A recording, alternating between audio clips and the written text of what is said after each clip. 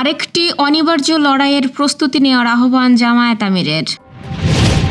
ষড়যন্ত্রের রাজনীতি রাজনৈতিকভাবেই নির্মূল করবে বিএনপি, বললেন মির্জা ফখরুল।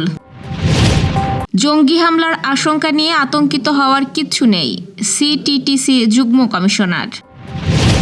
55 ডিগ্রি তাপমাত্রা নিয়ে সতর্কবার্তার পোস্টটি ভুয়া, বিভ্রান্ত না হওয়ার আহ্বান ফায়ার সার্ভিসের। যুক্তরাষ্ট্রে নিখোঁজ 2 বাংলাদেশি শিক্ষার্থীর মৃত্যু, হত্যার অভিযোগে গ্রেপ্তার 1। মনিরামপুরে ধান বহনের সময় শ্রমিকের মৃত্যু, হিট স্ট্রোকের আশঙ্কা। ইরান বিশ্বকাপ খেলতে পারবে, তবে আইআরজিসি সংশ্লিষ্টরা নিষিদ্ধ।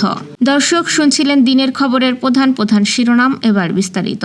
তার আগে আমাদের ইউটিউব চ্যানেল সাবস্ক্রাইব করুন এবং সব খবর পেতে ফেসবুক পেজ ফলো করে রাখার পাশাপাশি ওয়েবসাইট ভিজিট করুন। বাংলাদেশ জামায়াতে ইসলামীর আমির ও বিরোধী দলীয় নেতা শফিকুর রহমান বলেছেন, আধিপত্যবাদের কোনো ষড়যন্ত্র বরদাস্ত করা হবে না, সবকিছু ছিন্ন ভিন্ন করে দেওয়া হবে। সবাইকে আরেকটি অনিবার্য লড়াইয়ের প্রস্তুতি নেওয়ার আহ্বান জানাচ্ছি। শুক্রবার রাজধানীর সোহরাওয়ার্দী উদ্যানে আয়োজিত সমাবেশে প্রধান অতিথির বক্তব্যে জামায়াত আমির এসব কথা বলেন। গণভোটের রায় বাস্তবায়নের দাবিতে এই সমাবেশের আয়োজন করে বাংলাদেশ খেলাফত মজলিস। শফিকুর রহমান বলেন, আজকে আমরা যে মঞ্চে দাঁড়িয়েছি, এই মঞ্চের সাথে 2টা জিনিস কখনো যাবে না, একটা আধিপত্যবাদ আর একটা ফ্যাসিবাদ। এই 2টাকে এই মঞ্চে কখনো কবুল করবে না, বরদাস্ত করবে না।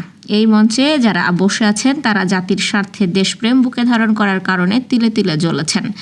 তারা প্রমাণ করেছেন, জীবন দেব কিন্তু অন্যায়ের কাছে মাথা নত করব না, জনগণের বিজয় হবেই মন্তব্য করে বিরোধী দলীয় নেতা বলেন, যে 70% জনগণ গণভোটে হ্যাঁ বলে ফ্যাসিবাদের বিরুদ্ধে দৃঢ় অবস্থান নিয়েছে, বিজয় তাদেরই হবে।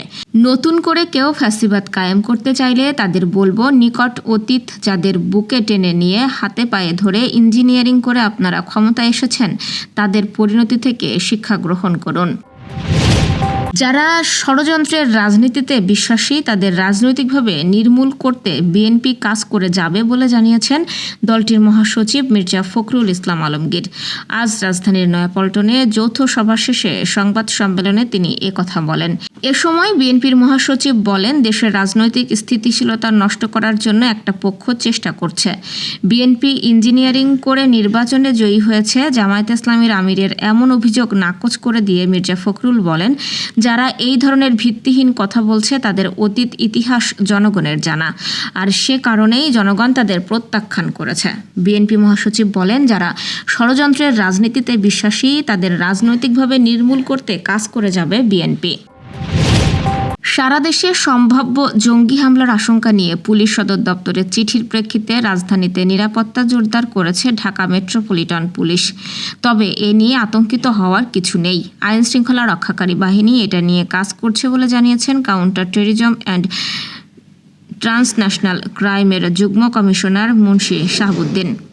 আজ সকালে ডিএমপি মিডিয়া সেন্টারে এক ব্রিফিংয়ে সাংবাদিকদের প্রশ্নের জবাবে তিনি সব কথা বলেন। এর আগে নিষিদ্ধ ঘোষিত একটি উগ্রবাদী সংগঠনের সম্ভাব্য নাশকতা পরিকল্পনা ঘিরে দেশের গুরুত্বপূর্ণ স্থাপনাগুলোই নিরাপত্তা জোরদারের নির্দেশ দেওয়া হয়েছে। সম্প্রতি পুলিশ সদর দপ্তর থেকে রেঞ্জ ডিআইজি, মেট্রোপলিটন কমিশনার ও সব জেলা পুলিশ সুপার সহ পুলিশের সব ইউনিটকেই এই নির্দেশনা দেওয়া হয়। বেশ কিছুদিন ধরেই সামাজিক যোগাযোগ মাধ্যমে বেসামরিক প্রতিরক্ষা অধিদপ্তরের বিজ্ঞপ্তি হিসাবে তাপমাত্রার পূর্বাভাস বিষয়ক একটি বার্তা ছড়িয়ে পড়েছে। সেখানে তাপমাত্রা বাড়তে পারে জানিয়ে হিট স্ট্রোক এবং সতর্কতা ও করণীয় উল্লেখ করা হয়েছে। এই বিষয়ে বিভ্রান্ত না হতে অনুরোধ জানিয়েছে ফায়ার সার্ভিস ও civil defence.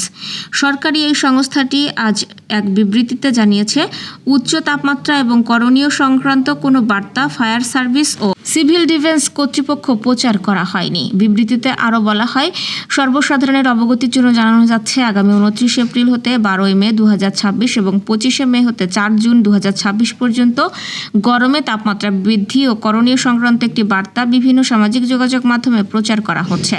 Director general civil ডিফেন্সের বরাত দিয়ে প্রকাশিত বার্তাটির সঙ্গে বাংলাদেশ ফায়ার সার্ভিস ও সিভিল ডিফেন্সের কোনো সম্পর্ক নেই।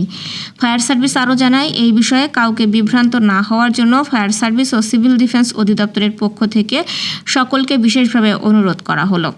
বাংলাদেশ বেসামরিক প্রতিরক্ষা অধিদপ্তর বলে কোনো দপ্তর নেই। এই বিষয়ে ফায়ার সার্ভিস ও সিভিল ডিফেন্স অধিদপ্তরের কার্যক্রমের সঙ্গেই সম্পর্কিত।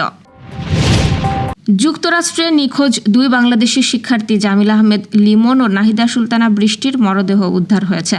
তদন্তকারীদের ধারণা তারা দুজনই হত্যাকাণ্ডের শিকার হয়েছেন। খুলনা বিশ্ববিদ্যালয়ের সাবেক শিক্ষার্থী জামিল আহমেদ লিমন যুক্তরাষ্ট্রের সাউথ ফ্লোরিডা বিশ্ববিদ্যালয়ে ভূগোল, পরিবেশ বিজ্ঞান ও নীতি বিষয়ে পিএইচডি করছিলেন। গত 16 এপ্রিল ট্যাম্পা শহরে নিখোঁজ হওয়ার পর শুক্রবার হাওয়ার্ড ফ্রাঙ্কল্যান্ড ব্রিজ এলাকা থেকে তার মরদেহ উদ্ধার করা হয়। এ ঘটনায় লিমনের রুমমেট হিশাম সালে আবু ঘারবিহকে গ্রেপ্তার করেছে পুলিশ, যার বিরুদ্ধে হত্যা, প্রমাণ নষ্ট সহ একাধিক অভিযোগ আনা হয়েছে।